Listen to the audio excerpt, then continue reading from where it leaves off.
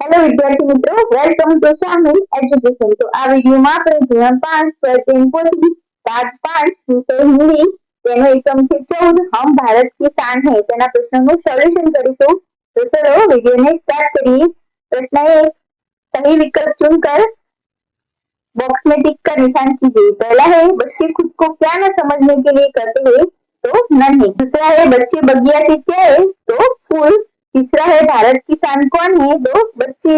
चौथा है बगिया शब्द का समानार्थी शब्द कौन सा है, तो बगीचा।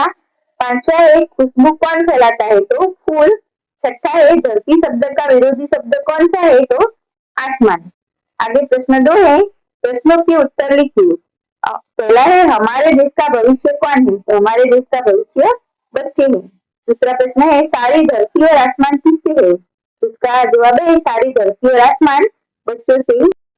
तीसरा प्रश्न है बच्चे कैसे काम करते हैं, तो बच्चे महान काम करते हैं। चौथा प्रश्न है हम कैसे आगे बढ़ सकते हैं, तो हम महान काम करके आगे बढ़ सकते हैं।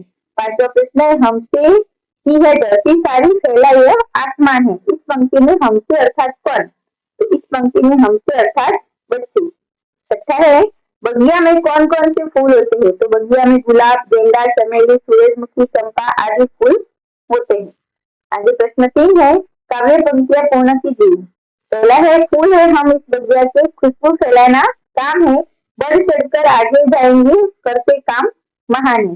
दूसरा है ऊंचे ही उठते जाना है, आगे ही बढ़ते जाना है, बढ़े चलेंगे नहीं रुकेंगे, हम भारत की शान है। आगे प्रश्न 4 है शब्दों के समानार्थी शब्द लिखकर उसका वाक्य में प्रयोग कीजिए। तो पहला है फूल, तो पुष्प, बगीचे में पुष्प खिलते हैं। दूसरा है खुशबू, तो सुगंध, तो फूल सुगंध फैलाते। तीसरा है धरती, तो पृथ्वी, पृथ्वी पर हरियाली छा गई।